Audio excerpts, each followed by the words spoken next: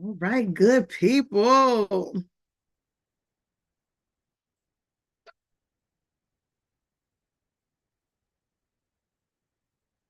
Oh, hold up. Could y'all hear the music or could you not? Y'all couldn't hear it.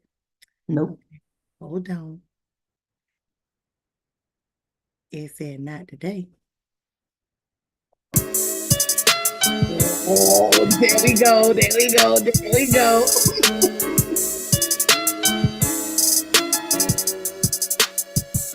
All right.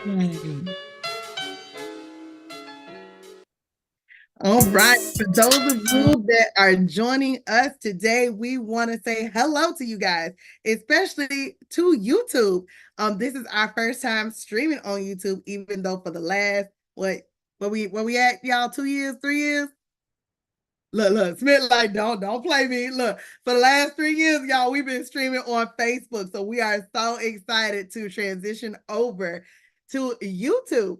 So this is awesome. This is amazing, and we are so excited about it. So first and foremost, welcome to Talk Tuesday. Talk Tuesday is a series dedicated to empowering youth and families. This series is brought to you by Steps Foundation Inc., where advocacy meets education for the betterment of young minds. I am Abigail Ellis, your host and the founder of Steps Foundation Inc.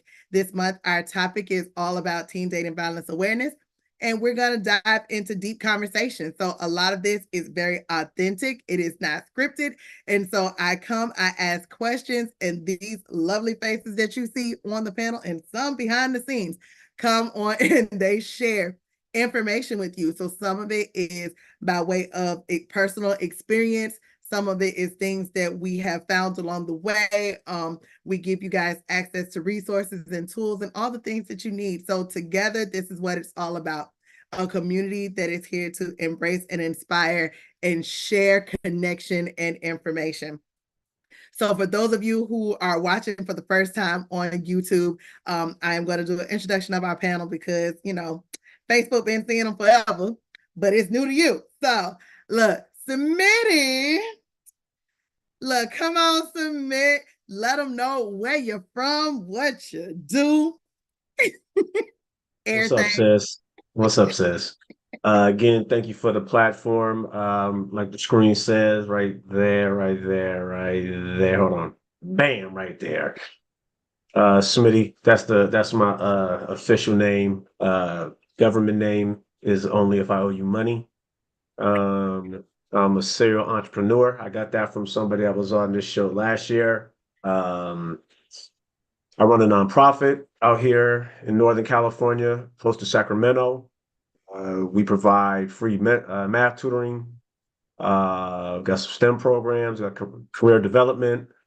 My small business, we offer consulting, life coaching, cultural awareness. I'm also a professional public speaker. Just delivered my first keynote speech this past Sunday. And I say in the air quotes, the first one is because I have done others, but under the guise of being a professional speaker, this was my first one. So we got that up and going. I'm a community activist, youth, education and encouragement is my forte. I like to think of myself as, a hustle inspiration.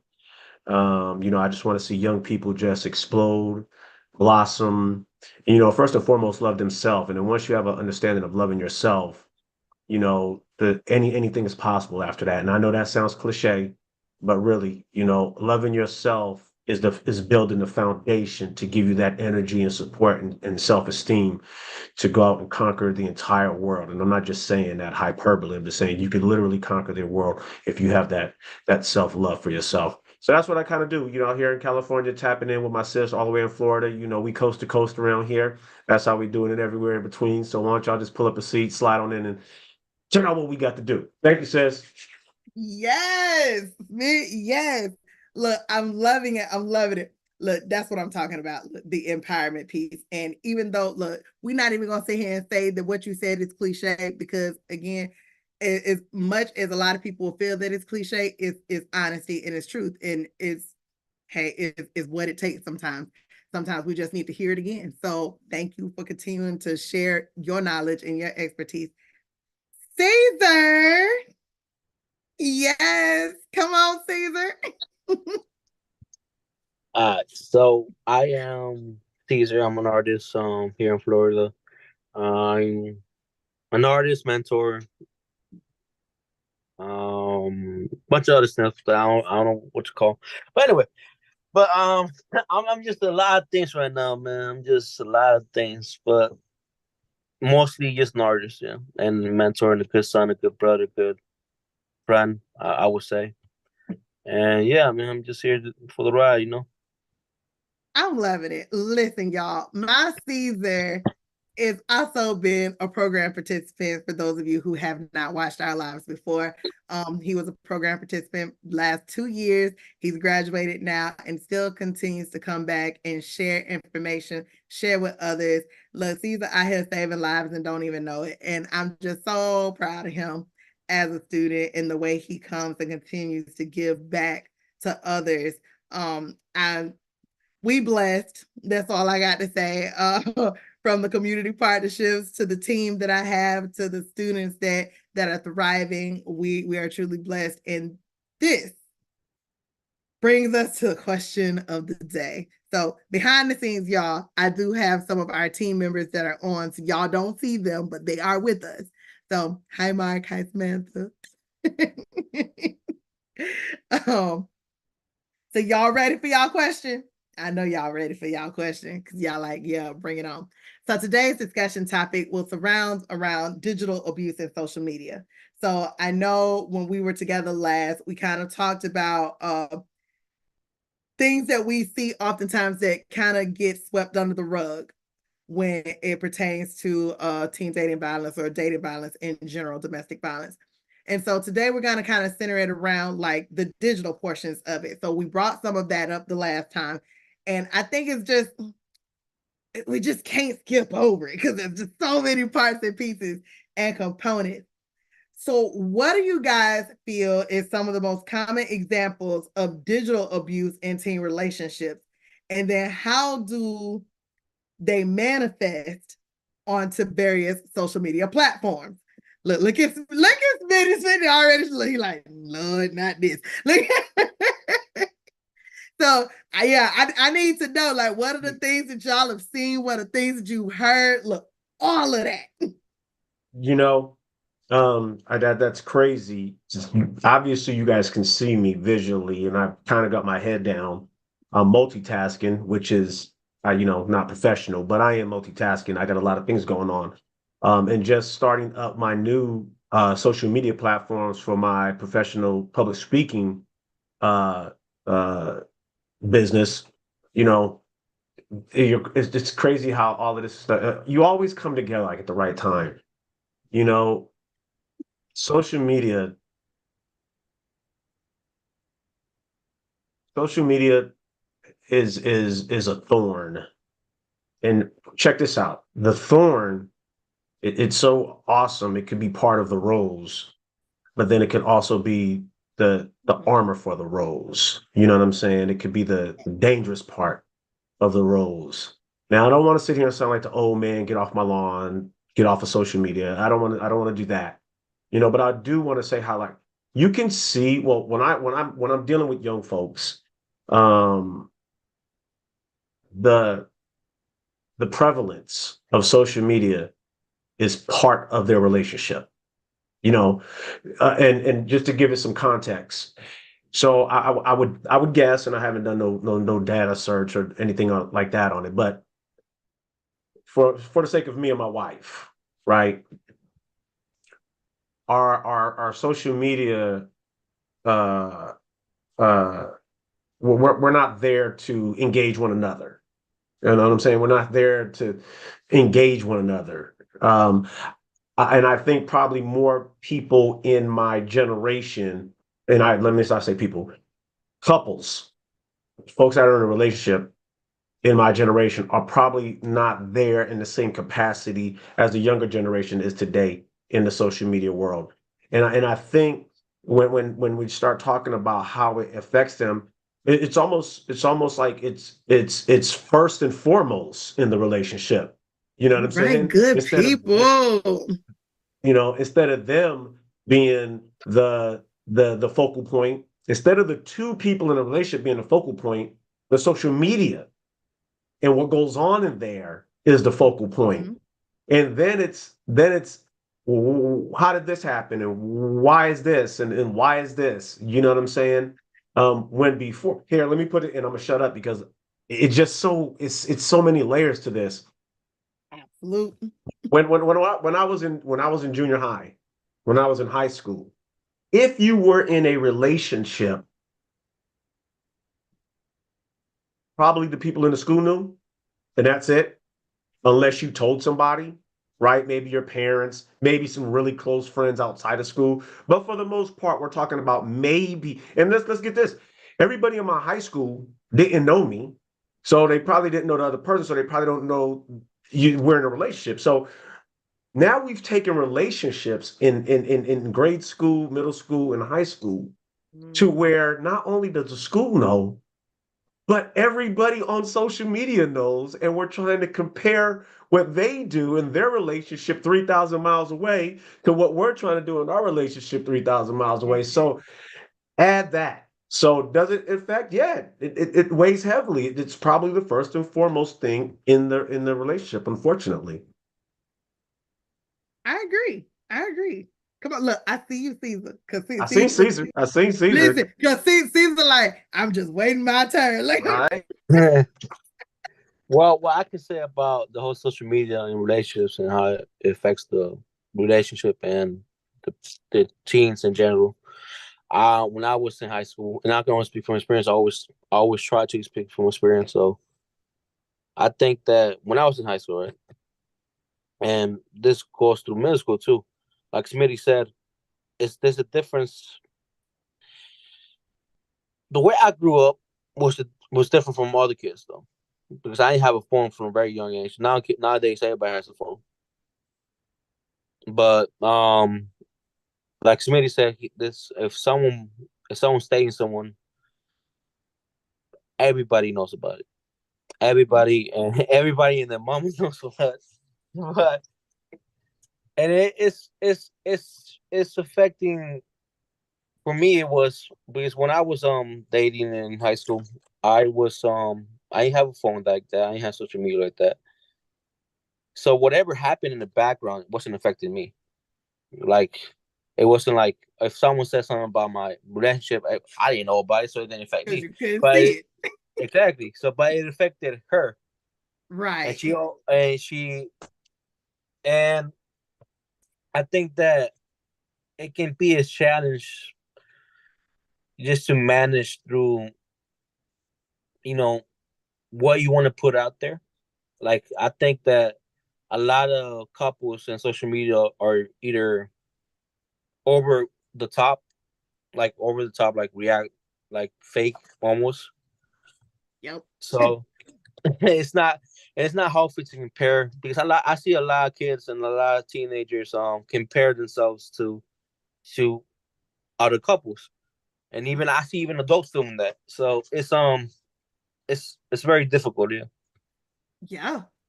See, and I love that you brought that up too about teens that are comparing their relationships to the things that they see on social media. And I think that even goes beyond when we think about relationships. I think so much stuff has been put on social media that it has clouded what people see as a reality. You see what they want you to see. You see the puff of cloud and smokes where everything looks amazing and great, but you don't see the behind the scenes and what it really looks like in their day to day.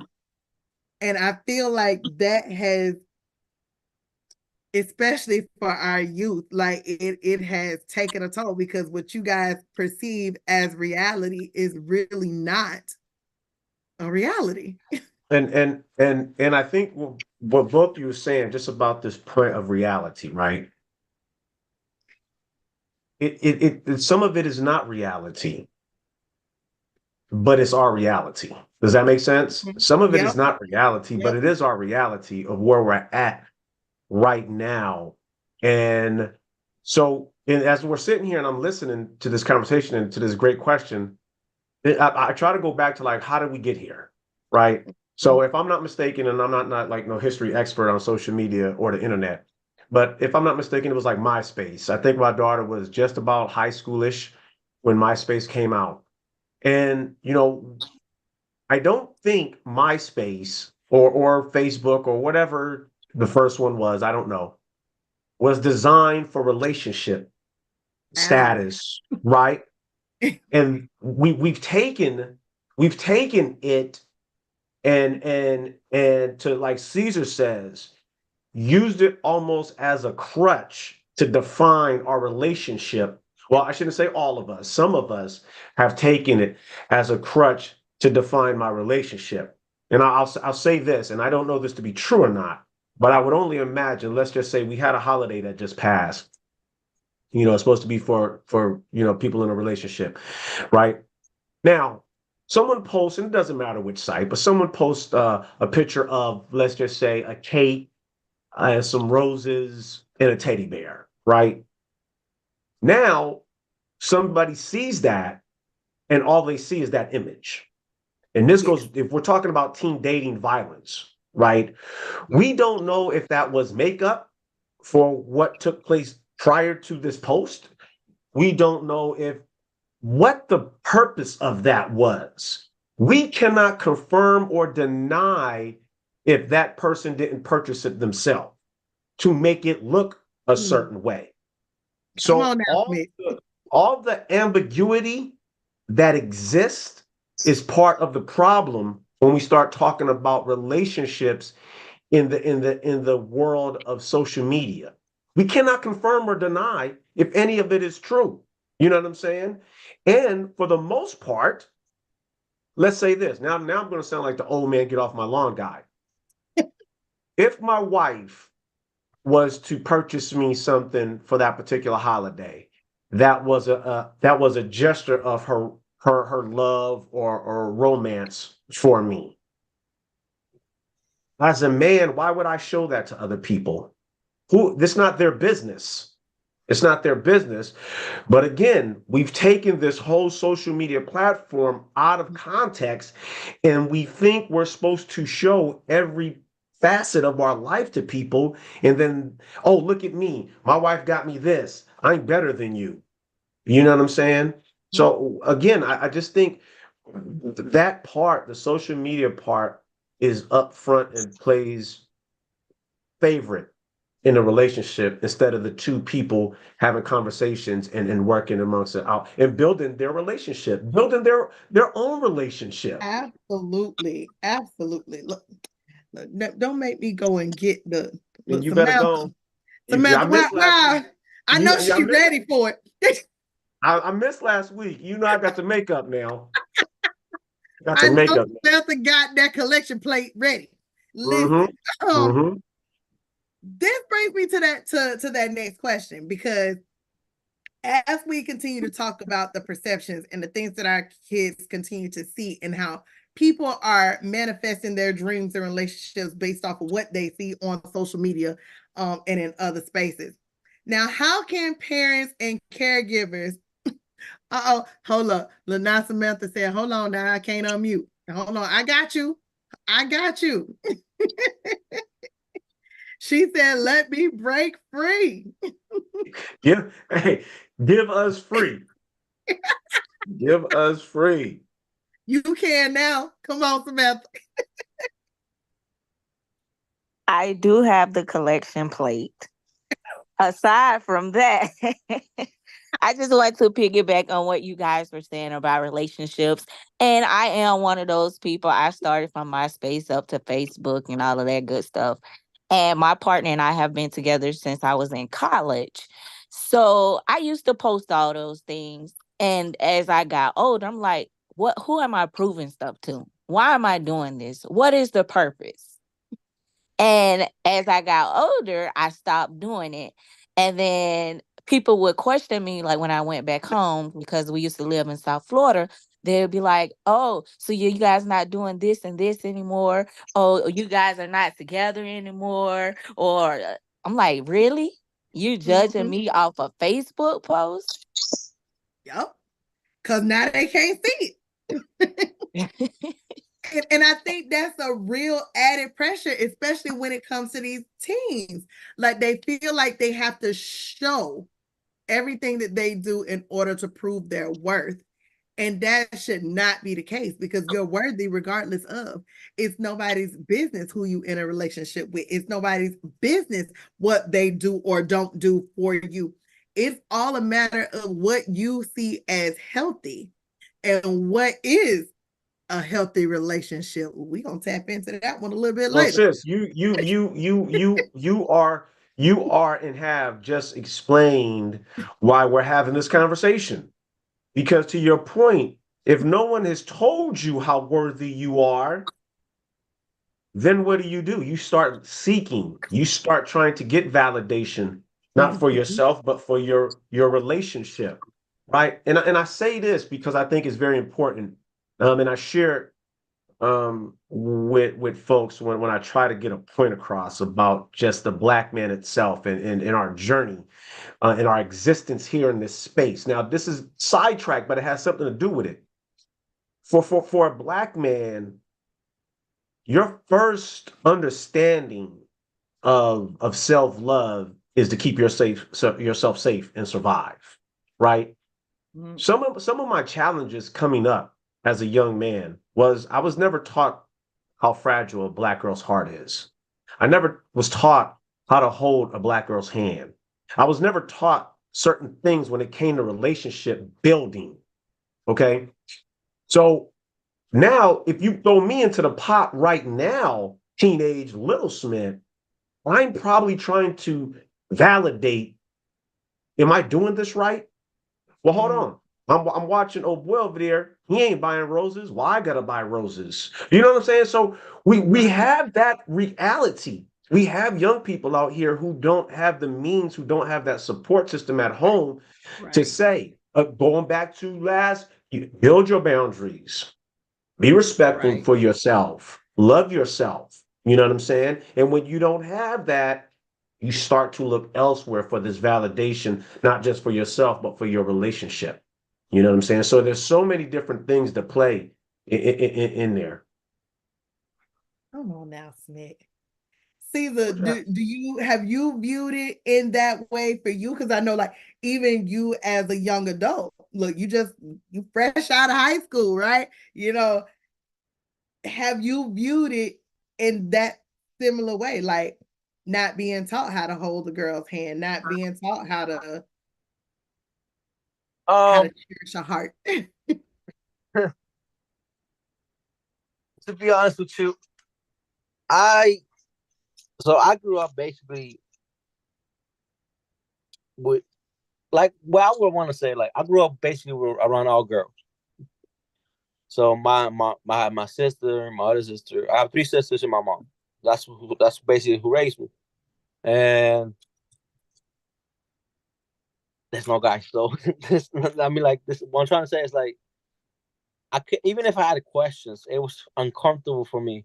So I always like had to figure what I had to do out. Like I had to ask friends like for advice sometimes, or how to do this, or I see like somebody say I see this guy doing this, I might as well try that out. But it wasn't. I feel like it's a competition almost between men. Like if we're talking about relationships, right? Not even between men, but like in general, who can do who's better at doing something, you know? Mhm. So I think that I mean I never viewed it that way. I just kind of like I went with the flow. I guess I don't know. So I Understood. Definitely understood. Listen, this is why like I love having these conversations because hearing it from look, Smith gonna be like, I know y'all, I'm older. And then Caesar gonna be like, from my experience, I got this, and this. And I love it because again, we need both perspectives. We need both sides of things in order to understand how to make them all come together for those that we are serving, right? So Here's my question. Next question, right? So now, how can parents and caregivers or those who are helping other students recognize the signs of digital abuse in teens' interactions online? So, what would be the something that we could tell people to kind of look out for or look to in order to notice if their teen is in a situation? Oh, I see you, Mark. Come on, Mark. Sorry, I'm a little under the weather, so I will be contributing vocally. First of all, it's really hard. It's really hard to monitor your children's phones. It's really hard to see what they do on social media. It's almost impossible. So a lot of it, they do it in their bedroom, and you can't always, be spying on them or looking after them or making sure that every single thing they see. But really, I think the biggest thing that is an indicator is their mood before and after they use their phones and how much they use their phones. If your, teenager is constantly glued to his phone and he is visibly upset or angry after using it, or has, any signs of some behavioral issues, specifically after using social media, it would be a good indicator that maybe whatever he's watching or whatever, your teen is exposed to is not good for them. But again, I always found it really difficult because controlling, social media access is really difficult and at times could spill into being almost controlling and manipulative. We got to be careful, keeping track of all of these aspects. Okay, I heard you say we got to be careful. Who is the we that has to be careful? Well, I don't consider myself a teenager anymore. I'm 22. So we as parents, I don't have kids, but parents have to be careful. There has to be, there has to be a line between making sure your kid is doing fine and everything they're getting from social media is not affecting them negatively. But you also can't be looking through their phone every 30 minutes. That creates mistrust between you and your child, I believe so. And control over your child's social media, if it's extensive to where you're checking everything every single day, that could actually be detrimental. That is in my opinion. Okay, I hear you. Can I say something real quick? Yes, come on. Bet. So I can only speak from experience, right? So, from what I've learned from, from my brothers and sisters and what I have experienced from my mom taking, like, not taking, but like monitoring me with my social media and all that when I started, right? I think for me, like, I think it was a great move from her, but so that's what she did. She, whenever I got my first phone, she limited it by 30 minutes. That's it. That's all I got a day. And then once I got older, maybe an hour, maybe 2 hours, maybe that's the afternoon. And until you build that trust, I think, with your child, or your child, and your parent, the parent. And that's what she did basically. And I think that's very good. Like, I don't know if I mean, some of the signs for it, I think if your child is like I seen this personally, like one of my friends was in a tough relationship with a girl, and every time she got a message, she was saying that her mood just changed immediately. So that's a different, like, that's something of answering your question, I guess. But yeah, I mean, the monitoring and doing all that, it's just how you raise.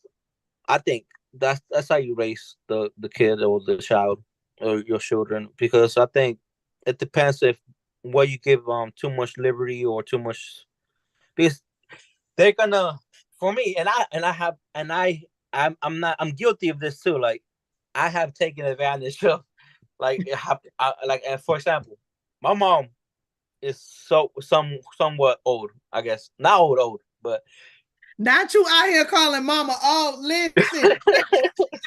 nah, but like I was gonna say, like, she's not on top of us all the time. She has her own issues, right? So Right. I would take advantage of that and get more time on the phone. So, but I was mischievous like that. But I don't know. That's my story, but I don't know. Now she's over here like I was taking advantage. She Because had it's all not, stuff going on. and it's not even like it's taking advantage. It's like as a kid, as a teenager, you just want to do different. You want to explore It's everything. what kids do. Exactly. Yeah.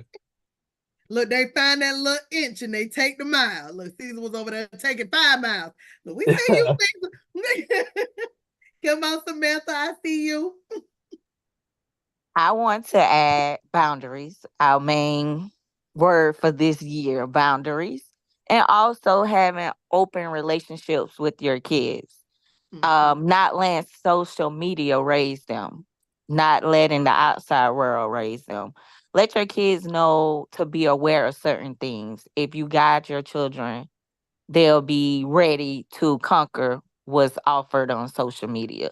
They'll know, hey, my mom taught me this. I'm not going to put this on Facebook. I'm not going to do this in a relationship. So it's all about having an open relationship with your child and setting boundaries that they can live up to. Ooh, come on, y'all. Come on. I gotta push back a little bit. You know, as and this is difficult to say because I'm privileged and I'm fortunate. I my wife and I shared parenting duties in the same house, but we parent a different way. I am under the belief that I'm going to have enough eyeballs on you to know what's happening, how you feeling, what you wearing, how you talking, right? And you know, I'm not the big go in your room and you know, but I do offer, and I thought I always offered. You want to talk? Let's talk. You know what I'm saying? I'm not don't expect me to sugarcoat nothing. You know, maybe that's why they didn't come and talk to me that much when they was little. You know, because I'm gonna tell you about yourself and how you feeling. You know, whereas my wife was more or less in your face. Like she just go in their room, pop up on the bed, be all up in their business while they on the phone or whatever it is they doing. So I think I say, you know, I come from a standpoint of privilege where we kind of had good cop, bad cop. That's a bad phrase, but that's kind of what we had. So we kind of always had a clear team effort on how to make sure our children were kind of okay, or, you know, if there were ever any problems, so to speak. You know, and I think to push back a little bit, you got to be in your kid's business. You know, if you don't have kids, that's it's easy to say don't be in their business and you don't want to be stalking. You know, let's be 1,000 right now. The parents that don't stalk, those are the parents that I have to talk to at least once a week in the schoolhouse because they ain't got no clue on what's going on in their children's life, and that's just being 1,000. You know what I'm saying? The kids the students that will you know, they're not hiding much, so to speak. You know, their parents is in their business. Their parents is at the school. Their parents call. Their parents ask them, hey, what's going on? You know, we made it a point to know our kids' friends, parents. Like, hey, who's your parent? Who your mama? Who your daddy? Who your granny? What street they live on? You know what I'm saying? Um, Now, I ain't saying sit there and stalk every text they send out or every post they put on Instagram or Snapchat. But there has to be a level of, hey, if I do pop up on here, you know what I'm saying? You best to be prepared for what might happen because I need you. And you know, this is another thing I told my children. When you leave this house, it ain't about you no more. You are a representation of your mother and I. You are an extension of this family. You know what I'm saying? And the thing about that is, I ain't never got no feedback from anybody talking about, hey, I seen your kid out there doing this. Now, I'm not saying my kids were angels. They weren't. That's a different story. You know what I'm saying? But, you know, for the most part, if we're talking about social media, parents do whatever they can to take their kids to ballet, to birthday parties, to sporting events, to other things, social, where they're developing social skills and social. Well, this is just one more level of that. You know what I'm saying? And parents need to be proactive in what their children are doing. And they need to be just as savvy. I'm not as savvy on social media as my kids are. I know that for sure. There's a very big, wide achievement gap, knowledge gap when it comes to that. But my kids are grown. But if you have children in school age children, as a parent, you should be just as savvy, if not as savvy, when it comes to social media. You know what I'm saying? Yeah. And I'm pushing back on Mark a little bit. I love you, Mark. I hope you feel better. Get some turmeric and ginger in you. But we can't continue to, as parents, blame the shortcomings of our children on social media. At some point in time, we have to stand up as parents and be, listen, no, stop, no. You know what I'm saying? And that's where I think parents just need to be a little bit more proactive in that, you know, and just be mindful. You know what I'm saying? Because we cannot keep saying as parents, "Well, I didn't know. I didn't know my child did this, and I didn't know my child did that." We hear that every day, and it's often followed by a tragedy. You know what I'm saying? So we really got to be more proactive on that. And if it runs the risk of your child getting upset at you, put it this way, you probably rather have your child upset at you than your child getting hurt because you didn't have that child upset at you, you know? And I will say, even me as a parent and with my son, he has a phone, and yes, I look through his phone. Why? Because as a mama, I need to know who you talking to, and I need to know what that looks like in your world. So if he's having a bad day and it's because of something that he saw on the phone, chances are I'm gonna know about it beforehand anyway. So my son and I have that type of relationship as well. So he knows I look in his phone. He knows that I'm gonna check it. I don't have to check it every day. You never know when I'm gonna check it. I'm just gonna pick it up and go through it. Why I pay the bill. And not even that you pay the bill. I mean, that's the bottom line, but you my child. That You my too. child. But that too. But then Right? I say this because I know that there will be that 16-year-old that comes and says, well, I got a job and I pay the bill. And so my mama can't look through my phone. But You I'm my like, child. there you go. I know how these kids work. Right. Yeah, I pay my That's bill. I'm 19 years old. My mom still check my phone, man. you know, it is absolute. And this is why I love your show, sis, and everything that you bring to the table. Because we have realistic conversations about things that are affecting our children right now, where we're not even practicing common sense for the most part. Well, Mhm. why should we have to worry about our children's feelings? And I don't mean, hold on, let me clarify that, because I know if Dr. J No, was but on I here, get exactly where you're going with that. But again, it goes back to having the conversation.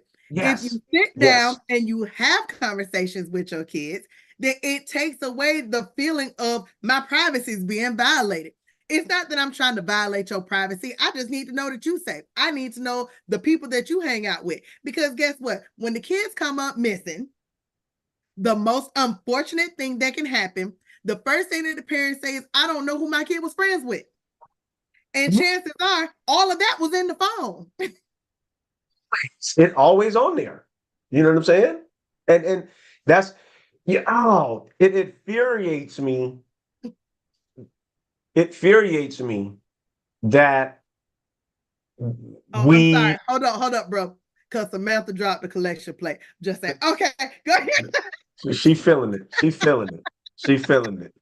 You know, it infuriates me that, you know, we've gotten to the point in our society where we fear our children and we allow capitalism, because that's what social media is capitalism. Someone's getting paid off of this Yep. to be a bigger influence. We as parents, and I'm Oh, saying now. we, I'm in there. We as parents are more scared of our children than we are upset at capitalism for putting us in this position. You know what I'm saying? It feels like we're in a society right now where you are almost a bad parent if you question your child's interactions on social media. That's the society we live in right now. That if you dare question anything on social media that your child's engaged in, you are a bad parent, you're a stalker parent, you're overbearing. Yeah, you're controlling. You know what I'm saying? You don't trust me. You know, like you, sis. My mom went through my drawers probably at least once a week, and didn't even care to put stuff back to show me that she was doing it sneakily. Drawers was messed up, stuff was messed up. I knew she was in there. She didn't care. The You know idea what I'm is, why should we have to sneak and do it? You shouldn't have to sneak and do it. Look, Yes. at the end of the day, your child knows that you're doing it. Why? Because I'm checking just to make sure everything is okay. That's it. And then when it's not okay, it's not a time to be upset and yell. It's a time for discussion and to have a conversation about what happened. And now, how can I help you? Or if you think that you got to figure it out, at least tell me your plan. But having a conversation rather than a yelling match, and you just being extremely mad because your kid did X, Y, and Z now that went against everything that you taught them or all of your belief systems, have the conversation instead of being mad and yelling, because now you're able to help your student a lot more. Help your children. Come on, Caesar, I see you. My bad. I was feeling that. My bad. All right. So I was gonna say, right, experience, right, experience. I'm gonna speak from experience. For me, it's crazy for me seeing my brothers and sisters. My brothers and sisters are younger. Like maybe my youngest sibling right now is probably 12. Has a phone. Has two phones actually. And I see when my mom takes away the phone privilege from him, because it is a privilege. It's not, you don't, you're not, it's not like something you own, like, you know what I'm saying? So and they start making a whole show about, oh, they start screaming, they start throwing stuff, they start, oh my God, man, what are you doing? This, and then when my mom be saying stuff, they'd be watching too much TikTok or too much Instagram or whatever it is, and they'd be like, I have freedom of speech. I can do whatever I want. Blah blah blah blah blah. And I remember when I was a kid, I'm not saying that I'm not trying like to say that when I was a kid that I wish they were going through the same stuff that I went through. But when I was a child, and if I ever did that, ooh, like it would be a whole massacre, man. Like I would have, like, I remember this one time, my mom ground me for a whole year just when I taking out the trash. Just when I take it out and give her attitude, and I'm like, okay, I guess. So But look, it's Caesar over there right now going, where's their punishment for a year? Look at yeah, exactly. Like, no, man, it's strange to me. Like, I didn't grow up. I'm the 2000 kid, right? I'm not old, but we grew up around that mindset, the old school mindset that at least me and my older siblings did. Now my younger siblings are getting away with things that I could never do.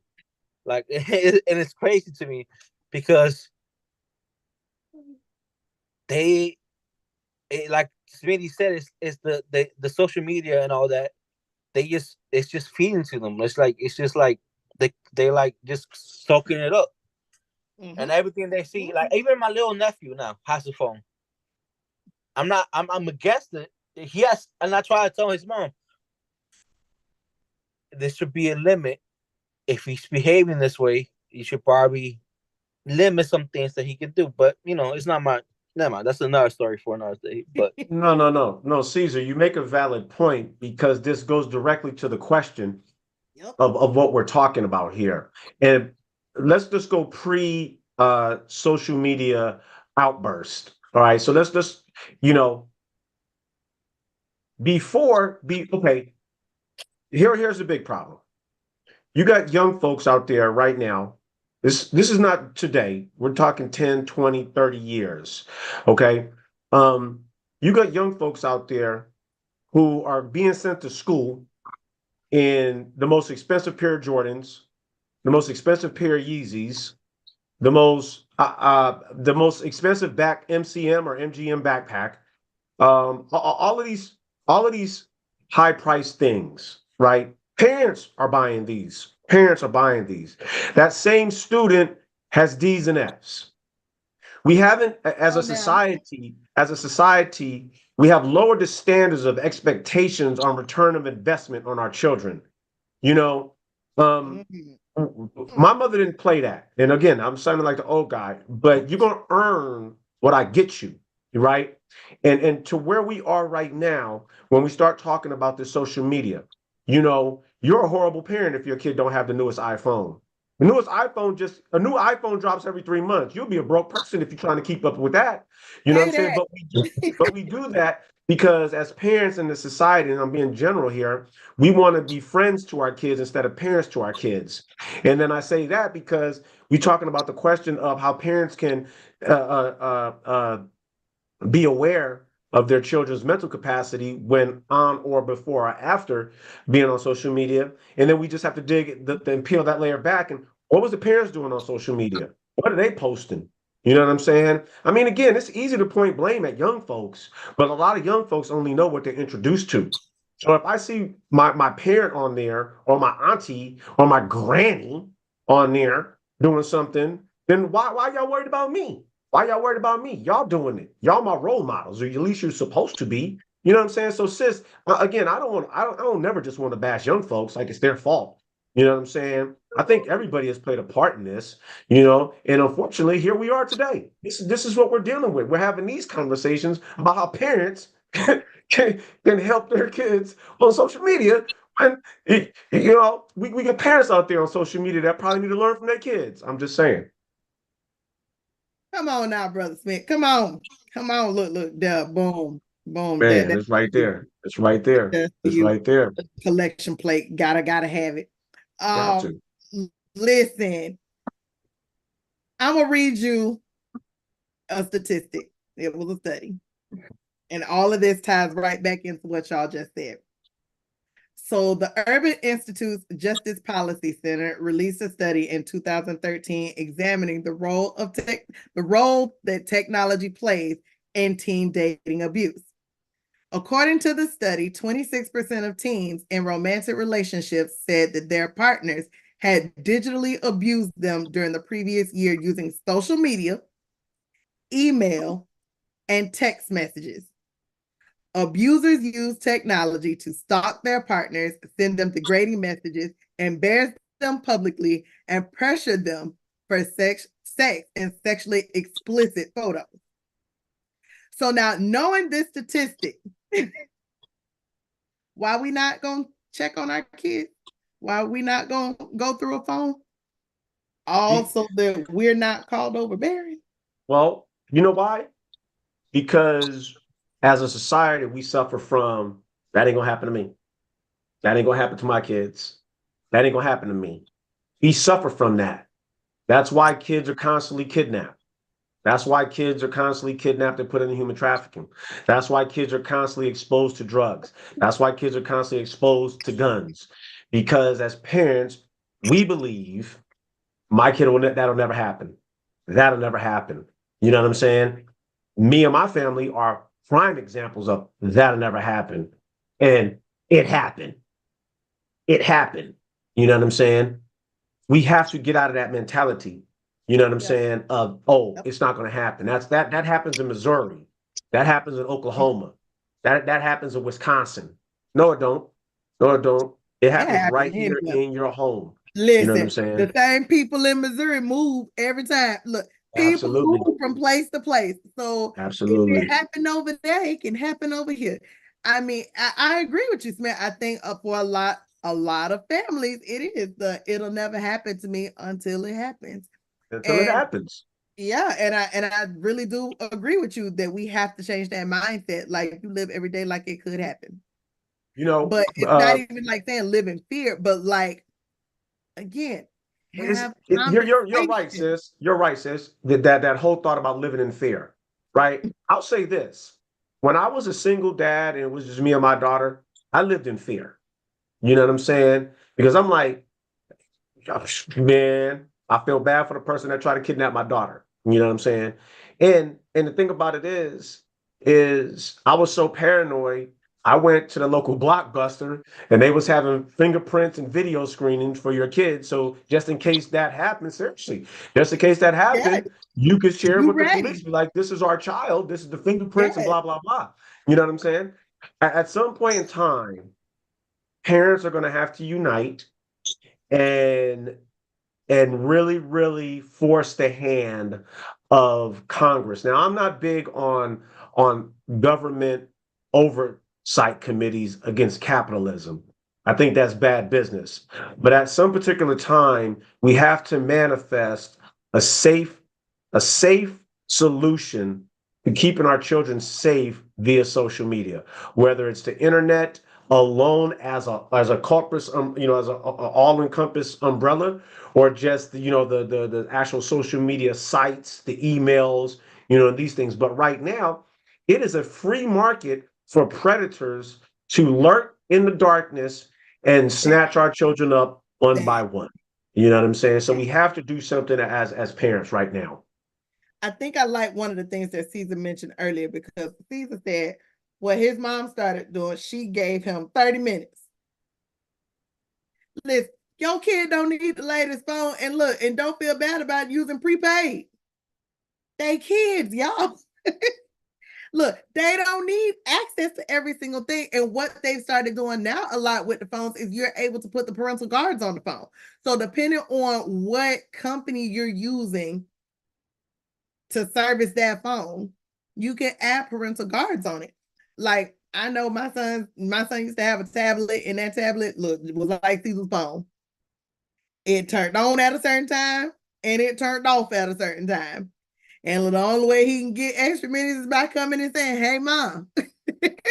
And on the days he was out of school, I will forget, because during school hours and a little bit after school, it was off.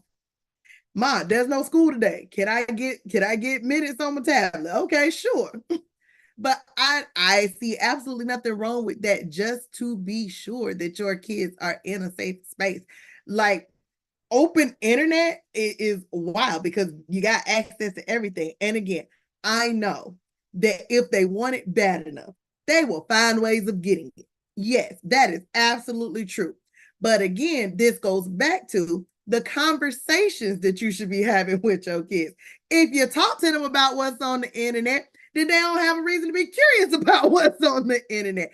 And I think a lot of it is because we try to dummy down what they're going to see as if they have no clue.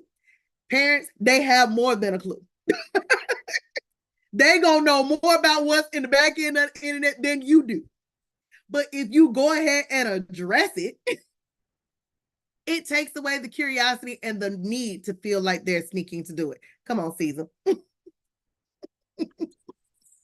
Okay. So what I just wanted to say is I was speaking to my mom once. It was a couple of years ago. It was a story, I don't know where, maybe in my school or maybe I remember where, maybe in the news. But it was a story about this guy who was pretty much a stalker, and he tracked her down by iPhone and then doing everything like the technology stuff and all that. And my mom was amazed, that like confused, like what was how can he do that? Like how can he do that? And I just showed her in her phone, "This is where you at. I can turn this on. I can turn this off. People have the power to do that, and it's dangerous." Like, and it's also like for teenagers. Yep. I think that, like, for example, there's certain things you can, like apps that you can get so you can block the access. I'm pretty sure, but most, like, what I'm trying to say is, like, most generational, like, for example, my mom, she had no clue. So I'm guessing someone other similar to her generation have no clue at all and just giving it the phone to the kids. And on that, the other thing I hate about it is that whenever, and this is what happened to my nephew, he just gets the phone because she just doesn't want to deal with it, and that's another issue because he can literally access everything. Like, and I hate it, but it's not my call, man. It's not my call. But I just try to advise it, I just try to give him advice. You can take it or leave it, but it's whatever. But yeah, that's what I want to say. See, I just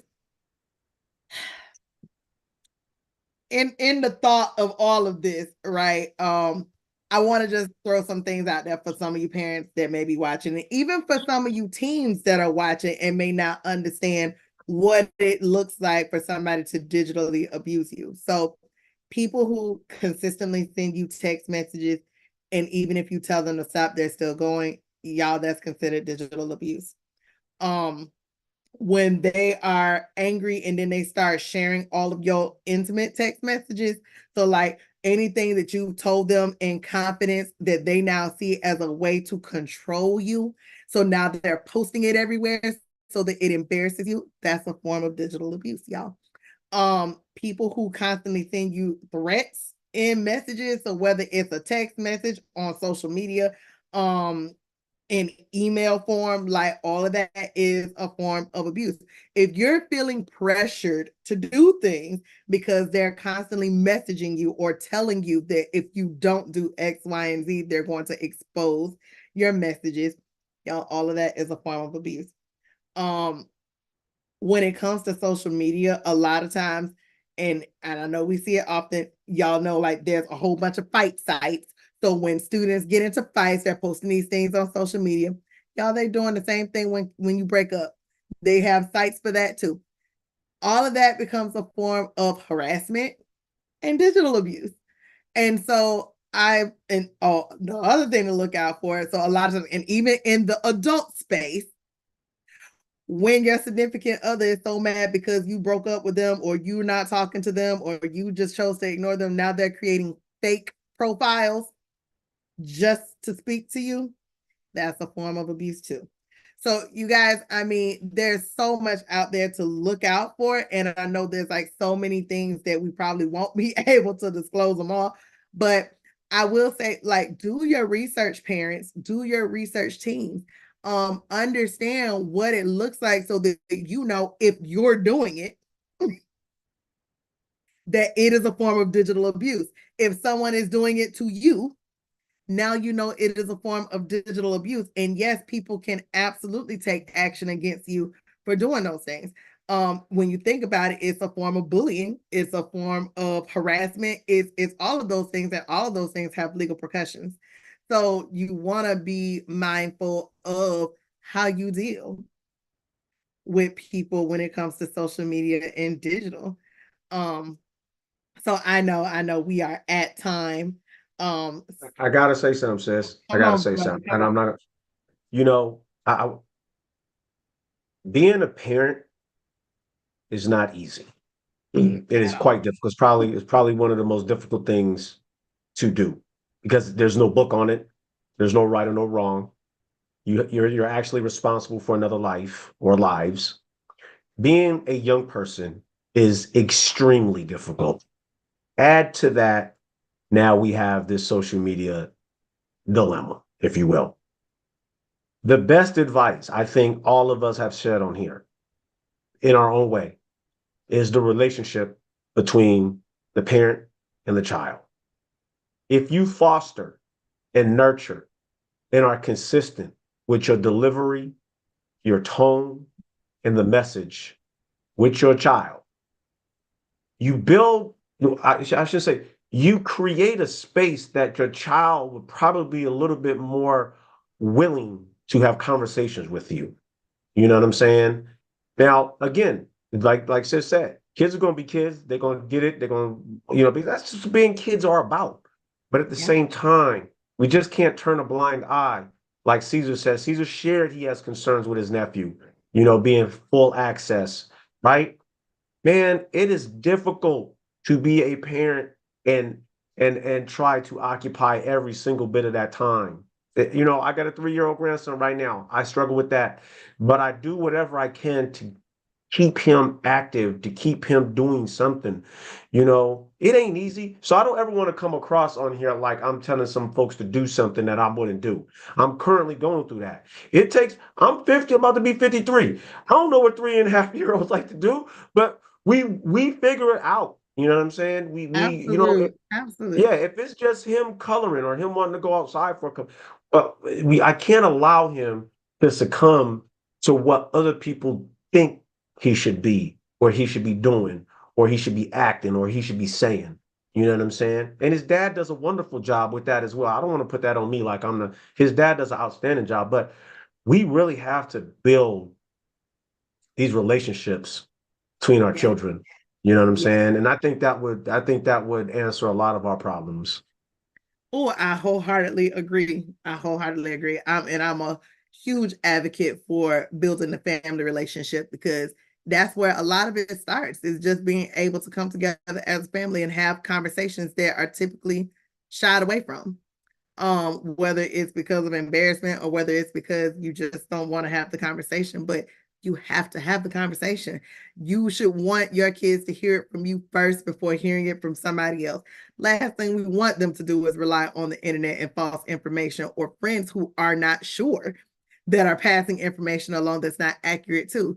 So I mean, parents, look, I wholeheartedly give the push to have uncomfortable conversations with your kids. Allow them to have uncomfortable conversations with you. And then just remembering that when they come to you with the uncomfortable conversation, keep your cool, because you want them to come back. And if you blow up at the little thing, now you made it uncomfortable and uneasy for them to come to you with the big thing that happens. And that's what we want. We need them to be able to come talk to us about the big things that happen in life so they know they have a safe space. Smith and Caesar, y'all know I always appreciate y'all showing up and showing out, and Samantha and Mark. You know, I love that y'all always come and give perspective too. And before I even get off, I want to share with you guys again. So, because it's Teen Dating Violence Awareness Month, I want you guys to be able to have that resource, right? So, the National Teen Dating Abuse Helpline number is 866-331-9474. It is a 24-hour hotline, y'all. If you are ever in need of services or help, you are able to reach out to that number. If you don't feel comfortable calling, you can also text the word love is to 22522, and it as well is a 24-hour text line that you're able to reach out with any assistance that you may need if you feel like you are in a dating violence situation. If you are not comfortable texting or calling, and maybe you want to chat with somebody because you have access to a computer, or maybe can go on their website and do chat via online, loveisrespect.org is your national chat line that is available to you to be able to reach out for help. So that being said, y'all, I want to say thank you once again to my amazing co-host and my team for sticking it out with us again for another wonderful episode of Talk Tuesday. We will be streaming again next Tuesday for the final week of Talk Tuesday. And then we'll be tapping into a new topic for March. And I'm actually excited about our topic for March. And Smitty probably gonna like this one too, because we're gonna talk about women's history. Into these women. But again, like, I couldn't do this without you guys. I couldn't do this without students. And so I'm grateful for our students and for you all just always tapping in and giving 100% when you show up. So thank you guys. For those who are watching, if you are watching live or capturing the replay, look, thank you for tuning in. Look, we will be back again next week for another round. Good night, y'all.